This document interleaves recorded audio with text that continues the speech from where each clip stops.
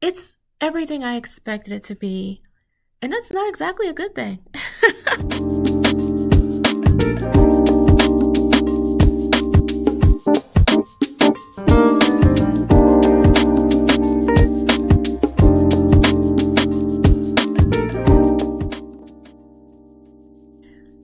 Hey guys, welcome back.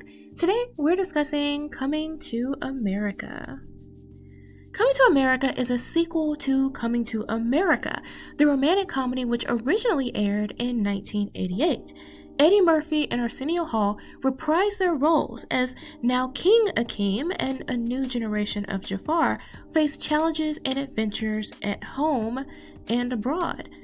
Now, I dropped a review of the trailer for this film a little while ago. You can check it out in the link above.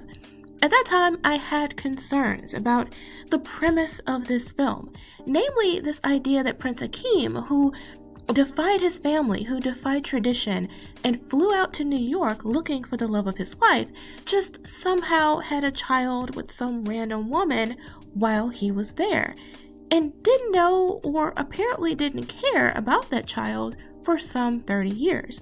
I had a very serious problem with turning the wholesome idea underlying the first movie into a stereotypical trope in the second. I watched the first one again to reacquaint myself with the characters and the story. One of the things I realized was that it wasn't a straight comedy. It's actually more of a love story. You could call it a rom-com, but to me it felt more like a drama. A prince on a quest to find his princess. A girl next door who, unbeknownst to her, falls in love with a prince. It even has a scene where the brave warrior prince battles a dangerous enemy to save her and the other people in the restaurant. It was a burglar, not a dragon, but still, you get my point. It's a fairy tale more than anything. It's sweet and magical and, as I said, wholesome. We just don't get a whole lot of, any of that in part two. Akeem is older now, but also considerably weaker. They repeat the stick fighting scene from the first film, except this time he's fighting his three daughters, his eldest and heir, and the younger two, and they of course beat him. Not that he lets them win, he actually loses and is made fun of for it. And yes, I get it, it's 30 years later, but that makes him 51 years old, younger than Denzel, Wesley Snipes, Jamon Hansu, and a host of other actors that age and older who could believably be a physical threat. And he works out every day. A better scene might have been his walking in on the girls being trained by a professional, sort of like Arya was in the Game of Thrones. The eldest could fall, and by his encouragement and tips, rise and defeat her foe with a trick move that he teaches her, setting up the scene that comes later in the film, maintaining some degree of this man's dignity. But no, we couldn't have that. To add insult to injury, this version of Akeem, is also a coward now, whereas his father was the boss in this land during his reign, and Akeem then stood face to face with a gunman. Akeem today is being threatened and is visibly shaken by the neighboring ruler.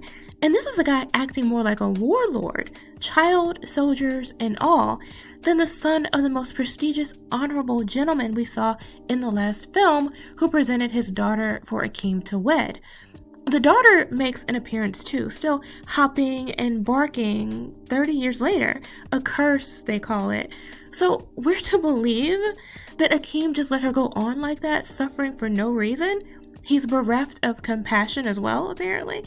It's just crazy to me that we went from this fierce future king to someone his father is worried is so soft that he'll be assassinated in a week.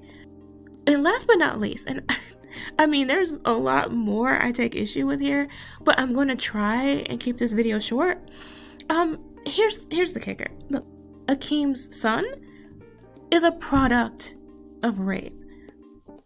As it turns out, they retconned Akeem's club hopping experience to include not only the one disturbing scene in the original film, where he's sexually assaulted by this big, masculine, dark-skinned black woman. Yeah, I never said that film was without its issues too. another video for another day. But in the sequel, after this, he was drugged and taken advantage of by another big, masculine, dark-skinned black woman, to the point where, in his drug-induced state, he thought he was being attacked by a wild animal.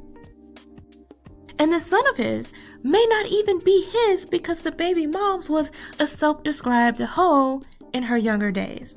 No one thought of doing a DNA test. They just up and bring him back to the palace and proceed to give him and his mother the royal treatment and finalize his arranged marriage to the warlord's daughter.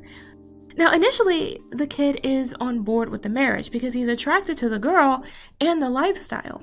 But when he begins the princely trials, or whatever they're called, where he has to prove himself, he crumbles and wants to go back home. In the middle of this, he begins to fall in love with the girl doing his hair. She has dreams of opening her own shop, and he decides they can do this together and just run off to America to get married because he loves her. But unlike in the original Coming to America with Akeem and Lisa, we don't really see much in terms of how the relationship here is developed. It just sort of happens. His love story feels rushed and secondary to the main plot, which seems to be to make Akeem look as terrible as possible. Coming to America, the sequel, is more comedic than its predecessor. I didn't find many or most of the jokes particularly funny, but they're there. Visually, it isn't unimpressive, but it is noticeably watered down from the original. It just seems more shiny and superficial, just inauthentic, if that makes sense. If you accept this film for what it is and not as a sequel, it's fine. It's fine. It's the uninspired mediocrity you'd expect from a good deal of entertainment these days, but it can also feel like a cash grab based on name and nostalgia. I'm not telling you not to watch it, but if you truly love the original, then I wouldn't exactly recommend this one. I wouldn't want to spoil the characters for you the way they've been spoiled for me. But hey, those are my thoughts. Let me know what you guys think in the comments below. Thanks for watching. Remember to like, comment, share, and subscribe, and I'll see you next time.